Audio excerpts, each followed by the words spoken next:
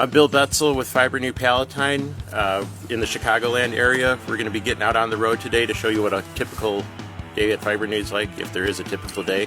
We'll have 4 or 5 stops and show you what it's like. And I'm Aaron from Fibrenew Palatine, technician. So now I'm in my 6th year, and when I first came home from training, I did what Chad and the guys in training taught me to do and went to car lots. And I found one car lot on my first day, and they had 2 cars for me, and I spent the entire day fixing 2 cars. And but I told them I'll be back the next day or the next week, and I was there for a couple of weeks doing jobs, and finally, eventually, some furniture work started flowing in, and I started moving into the furniture market, and pretty heavily into the furniture market, and then started moving into more commercial markets in restaurants, doctor's tables, PT tables, gyms. And at that point, I realized that I could not continue to grow my business. I needed to have more help out in the field if I was going to grow. Otherwise, I was maxed out to where the most I could do. And now Aaron is sitting behind me. He picked up on things quickly. He's conscientious. He shows up on time. And I'm not just saying this because he's sitting behind me. We're at the Wooddale Park District today. We're going to be recovering some pads for their gym equipment. We're going to do it on site here, set up outside to enjoy the beautiful weather. So all this fits in the truck on a normal day. Got a couple tables, so I'll be working over here. Aaron will be working over here. Bit of a long story on how I got to here, but I started out working in retail like a lot of people have, just working a grocery store. Wasn't really crazy about it, but it was pretty much the only thing I could do starting out of high school, of course. And so kept with a grocery store through starting in college. Thought I would go to college, become an engineer. Took my first engineering class and I absolutely hated it. So immediately kind of threw me into a spot in life where I was like, well, don't know what I'm going to do for my career or for the rest of my life now, and college isn't really that worth it if I'm going to sack money away to something I don't know if I'm going to use a degree for, so might as well just go off and do my own thing for a while. Spent kind of a year trying to find something else to do, and then the next 2 after that working in retail at a hardware store before just kind of deciding, okay, I'm really sick of retail, don't really want to go back to college, so I guess my next option is heading into the trades. And so spent a little bit of time looking into carpentry and becoming an electrician, becoming a plumber. Didn't really feel distinctly drawn to anything in particular, and then just ended up kind of falling into this through a stroke of luck or divine guidance. And now you have the best job you've ever had, right? Yes, that is true. Now I have the best job I've ever had. Having a tech has been great. Besides getting the work done quicker, when we go on vacation, like when we went to Indy last year or when we go to Disney World later on this year in November, we're going to make money when I'm not working the business. And that's not a luxury I had prior to having a technician who I could trust to go out and do the jobs for me. So when we go on vacation, I set up jobs for Aaron to work, sometimes in the shop, sometimes out at customers. But it's a good mix of jobs that I can trust him to finish while we're gone and for the customers to be satisfied when he's done. And it keeps the business moving forward. I don't get buried while I'm gone, and we continue to have revenue rolling in. We're wrapping up at the Wooddale Park District. We recovered 6 pads for them today using Spirit Millennium Blue, pulled and stretched. And we got here at 9. It's 10:30. We're packing up and heading to the next job. We're on our way to go do an estimate for some PT tables for a new hospital account that I've just started doing work for. We're going to do an inspection to see if the tables are repairable or if they need to be recovered. I have a feeling it's going to be a mix of both, and we'll get them a quote and hopefully land the job. I will do the same price for repairing it. The gray 4-piece one,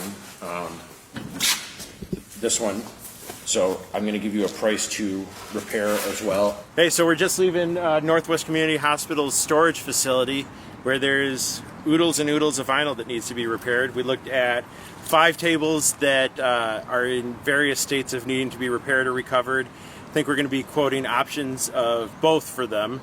I live in Jobber. I do my invoicing through there. I get my quotes. I do all of my scheduling. Nothing that comes into me, even if it comes out from a text from a customer or an email from a customer, it all goes into Jobber so that I only have one place that I have to manage my business through. I got an email notification, jumped straight into Jobber to see the details. Timothy here has 2 leather couches that he needs some restuffing done, maybe a clean and protect, so I'll send him a quote directly through Jobber. And because Jobber follows up on quotes for me, if I don't hear from him back, I'll get another follow-up from him 2 days later, and hopefully we'll be able to close that deal. If I don't hear from him, I'll reach out to him to ask if he has any questions. And then now it's time to go to our next job anyways, so we're going to go head out and do resew a separated seam for Sudar. So I'm just going to send a quick text to let him know through Jobber that we're on our way and we'll arrive in 30 minutes. So we've got 4 panels that have come unsewn here. And so what we're going to do is hand sew it. We'll take these 2 inside panels together and sew them back together. And then we're going to sew these 2 back together like this. And hopefully catch the underside as we're doing it to continue the natural seam of the sofa. Some of my most enjoyed parts of working for Fibrenew Palatine and Bill is mostly it's very satisfying to hit a color spot on and see a satisfied customer at the end of the day. And I've always had fun pulling stuff apart and putting stuff back together.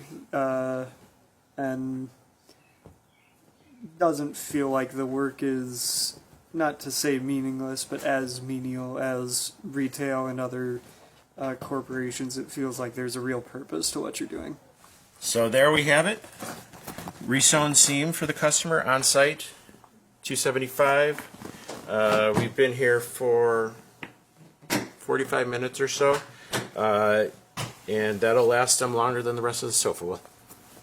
So now that we've closed out with the customer, we're going to send her invoice. She asked for it via text rather than email. So after we've closed the job in Jobber, we can just generate the invoice, collect payment, mark it as paid. We're going to text her the receipt that shows she has a balance of 0. And there we go. So one of the most satisfying things about Fibrenew for me is that when a job is done, it's done. You know, I get the check, they get their invoice, I'm out the door, and I'm not going to see that customer again unless they break something else. You know, 95% of the time, I'm not going back to them until they've worn out their sofa again or they decide they want to get their car fixed. And that is so night and day different from being in a corporate environment where I was managing annual marketing programs, and as soon as it launched, starting over again and everything, it just was a never-ending cycle of doing the same thing, where every day with Fibrenew is different, every job with Fibrenew is different, and when the job is done, the job's done. And then I go do something else, and it might still be dyeing another cushion, but it's not going to be the same color. It's not. There's always something that's a little bit different on every job, so that there's variety, and having a start and end is just so satisfying. So we are at the lab for Northwest Community Hospital, and we're going to be doing a repair on this chair for the crack in the vinyl here. We're going to take it out to the truck, get it repaired, and bring it right back to them. We should be done in less than an hour.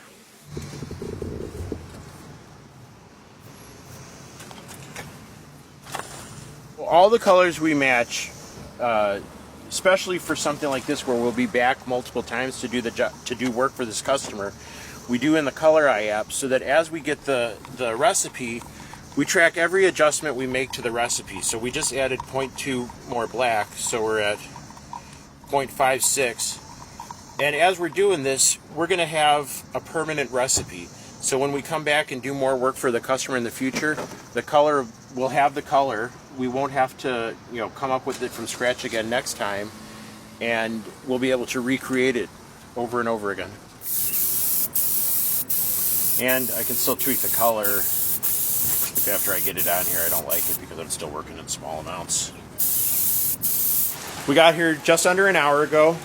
We did the color cure repair to this area here, and then feathered our color back to about the middle of the chair because the customer was concerned about denim dye staining that we couldn't get off even with strong remover. So we did feather the color out on the repair, finished it with vinyl spot top coat. We're going to charge $250, and we'll be back again to fix something else soon, hopefully. Our chair looks spiffy. Dave & Buster's in Main Event is one of my biggest customers. Fibrenew has a corporate relationship with them, and the location behind us haven't been up here for about a month and a half, so we're going to go in and see if they've got any booths that need to be repaired or recovered, or any of the game seats that might need some work. We're back at the shop, so come on in, I'll show you what's going on here. So over here we've got all of our jobs that are in some level of progress. This bench is going to get recovered with new covers we made. Sofas that are going to get some panel replacements, so Aaron will be making the leather for that before it goes to the upholsterer. They'll sew it in, and that way, if we have to tweak the color at all when it comes back, we will. Otherwise, we'll just go and install it at the customer's house. But right now, there's 8 or 10 jobs sitting here, and to keep track of them all, we've got our whiteboard. And so this is, I guess there's 20 open jobs total right now. And the way we track is customer name, what we're doing, where we are in the process of the job, and then the price for the job. When I went through my whiteboard, we've got several jobs that are out with upholsterers right now, and I've got a relationship with 2 that I am actively working with, but 4 or 5, maybe 6 maybe actually, that I can send work to. You know, I try and stick with the ones that I'm using the most, so that I always know where the jobs are and I don't have to go all over creation to get them. But having a good upholsterer who can work with you and give you decent pricing and have a quick turnaround time really aids in doing the big furniture jobs. I don't sew furniture. It's expensive. There's a lot more to it than I am capable of doing, or willing to learn, I guess is a better way to say it. So having them is a great resource, and I know sometimes it can be hard to find them, but it's worth looking for them. So it's been a great day out on the road, just like every other day is with Fibrenew. We recovered some gym equipment. We did an inspection on the PT benches and tables for the hospital. We did an inspection at Dave & Buster's after lunch. We resewed a separated seam on a leather sofa and fixed the lab chair for the hospital also. And all in a normal day for Fibrenew, and we were home by 4:30. Doesn't get better than that.